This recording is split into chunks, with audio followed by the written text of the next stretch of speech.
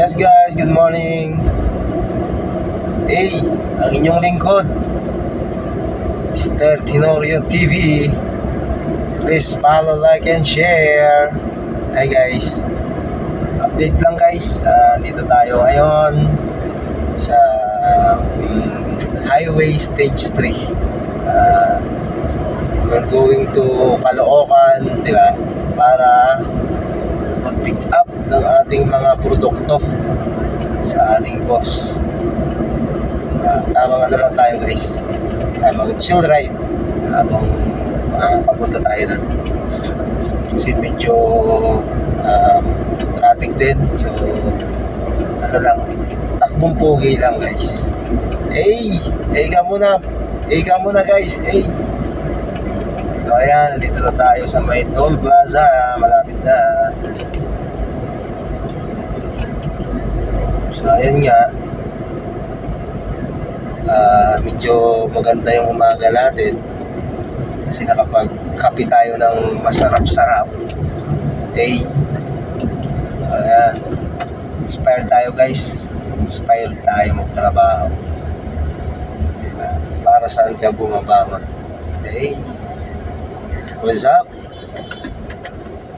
So ito na nga, takbong ano lang tayo, takbong pugi lang kasi mahigpit kasi dito sa sa stage 3, so kailangan dito 60 kph ka lang kasi dito marami naka-installed na mga CCTV camera, so although siguro mga 60-70 pwede naman, pero above doon siguro hindi na kasi matatrakan nila na nag-overspeed ka. So ayun, pagka nag-overspeed ka, siyempre may kaukulang kaakibat na apprehension.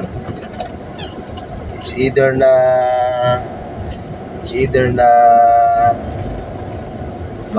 yung lisensya mo matitikitan, or depende sa violation nila sa overspeeding kung magkano yung, di ba? So kailangan pag nandito ka sa stage 3, maingat ka kasi mahigpit sila dito. Talagang talaga nila yung pagdating sa overspeeding. So ayan tayo, naka-exit na tayo sa toll guys. So we're heading to Caloocan. Yeah. Shout out dyan sa mga kaibigan ko, sa mga tropa. Hey, what's up?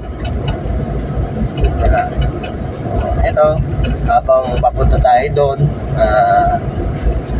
kunting update sa mga tropa, di ba? Update sa Facebook natin. So, hindi naman siguro kunting minuto lang para sa kanila, di ba? May singit lang ng konti kahit paano di ba? Mas masarap kasi ang buhay na yung tamang lang tayo, chill lang, hindi tayo masyadong nagpapa-stress kasi ang hirap ng nagtatrabaho ka tapos stress ka, tapos di ba, alam mo yung parang pagod ka na hindi mo maintindihan, di ba? So, lang, kung may problema, chill lang, di ba? Problema lang yan, nalulutas yan, di ba? Think positive as always, di ba? Kasi pag laging negatibo ang nasa isip mo, yung buong araw mo masisira lang, di ba, sa walang kakwenta-kwentang bagay. Kaya tayo, think positive lang tayo kasi tapos na tayo dun sa mga bagay